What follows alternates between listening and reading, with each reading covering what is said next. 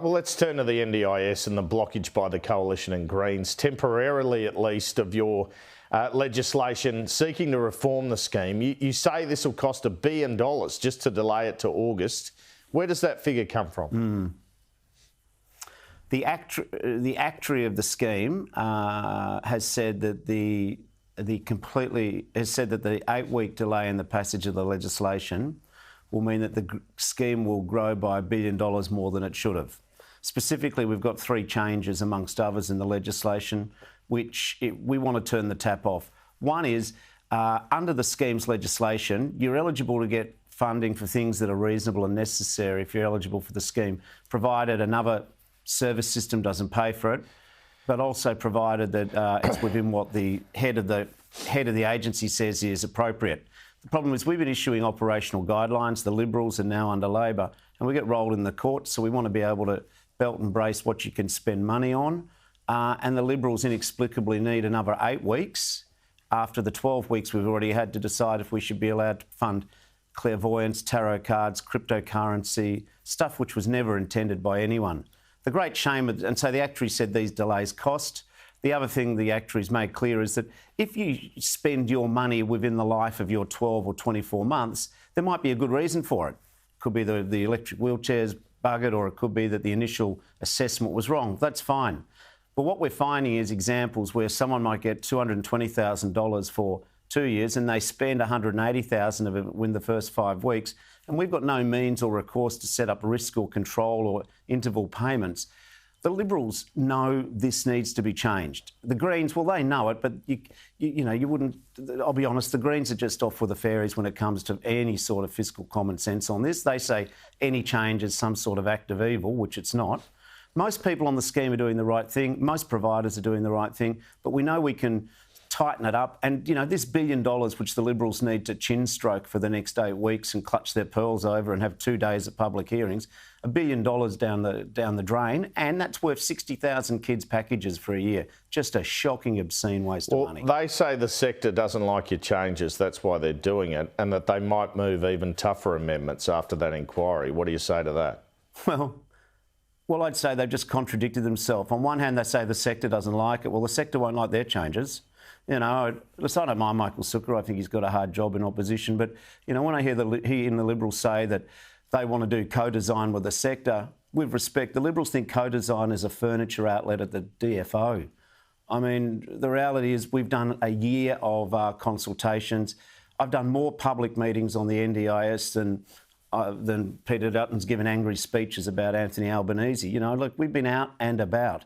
The fact of the matter is this is a great scheme changing lives, but we all know, I know, every insider knows, people on the scheme know, that whilst the scheme is doing a lot more good than harm, there's a bit of rubbish going on. There's some people having a lend of it, especially amongst some of the providers. We want to straighten it up. This nation doesn't have $1 billion to waste in a cost of living crisis. This scheme was for the people who are the most disabled, the people and their families. It's changing lives. It is sick-making. It is oxygen stealing to delay this for 2 months. Is it true that if and when this legislation passes, your intention is to introduce regulations to stamp out some of the practices being paid for under NDIS, such as sex workers, provision of sex toys? You even said there tarot card readings.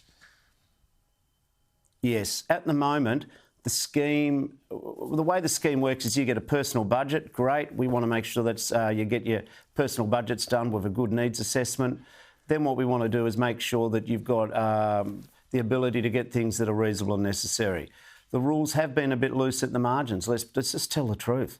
I find that telling the truth on these matters is the best. Most people are doing the right thing. Part of me sort of groans whenever I've got to go through some of the rubbish that some people have claimed, because that's not what most people are doing. But the reality is that periodically the AAT or the courts will roll the agency who make the decisions. And I love this scheme. I bleed it. I think about it from morning to night, and I don't want anyone being able to mock it, laugh at it or rip it off. So yeah, we want to issue regulations which can't get rolled, transitional regs which say you don't get to spend your money, and I kid you not, on cryptocurrency or steam rooms, or in one case, people trying to organise 20 people to go to Japan. It's not on. But that is the minority of things. And the problem is, when I say the problems, half of the world go, see, it's all a rort, and the other half say, please don't say that. And if I ignore the rorts, then the first half say you're ignoring it. So let's just get on with it, Liberals and Greens. All right, and just briefly, using prostitutes, is that going to be in the regs as banned? We will rule it out. Yeah, we'll rule it out. It's just not a sustainable proposition. OK, a report in the News Corp... it doesn't pass the test, does it? No, a report in the News Corp papers this morning that a report commissioned for... Can I just say, we're only aware of one case of it being asked for, though. So this is the problem. Yes, we're going to rule it out, but, you know, the Libs used to hyperventilate and get those paper fans and sort of ooh and ah. The reality is I've got one or two examples that I'm aware of that it's ever happened, ever. So it's not what's happening in most of the scheme. That's all I say when people hear me this morning. Most people are doing it right. Let's just tidy up. Let's give it a haircut at the margins. Sorry, back to you, mate. All right, yeah, a report in the News Corp newspapers this morning, it's found axing the cashless debit card has led to widespread problems, including a rise in hospital admissions in those communities. Did the government make the wrong call here? Is it time to bring it back in some communities? The reality is that I haven't seen the University of Adelaide report that was, just mentioned in the papers this morning. Listen, it's had mixed reviews. I think some of that material that the University of Adelaide report is 12 months old. Certainly there are some people who like the old way and there's other people who like the new way.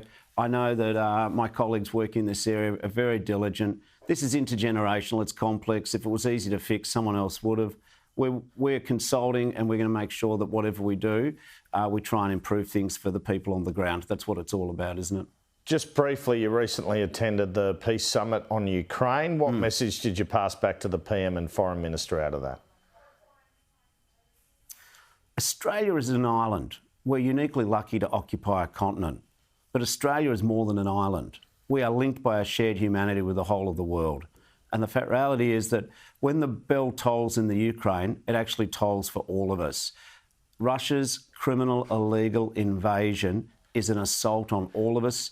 When the rule of international law means that country is ignored, then Australia has to go the distance with Ukraine until the grain ships can get to Africa, until the 20,000 Ukrainian kids are returned back home, till the nuclear safety threat recedes, and until Russian invaders are off Ukrainian soil, water and air. Australia will go the distance. Prime Minister, Foreign Minister, myself, we all have that view. And just finally, can I get a reaction from you to the UK election result? Keir Starmer won a landslide with just 34% of the primary votes, a first past the post system. It's a sort of lowish primary vote that has haunted Labor here since 2019. Do you have a view on the result generally, but also lower primary votes for the Labor Party? Keir Starmer's now the Prime Minister of England. I think the scoreboard counts. Everyone always wants more votes, but you want to form a government. I congratulate Keir Starmer. I think the Tory government literally almost died, didn't they? I don't know if they were voted out or carried out in the hearse, but well done to Keir Starmer. I'm sure that we look forward to working closely with his government. And again, as we would say if it was a Conservative government, Australia will work with our allies, whoever their democratic systems throw up. That's what's important for our country's interests. NDIS Minister Bill Shorten, thanks so much for your time this morning. Super. Have a lovely day.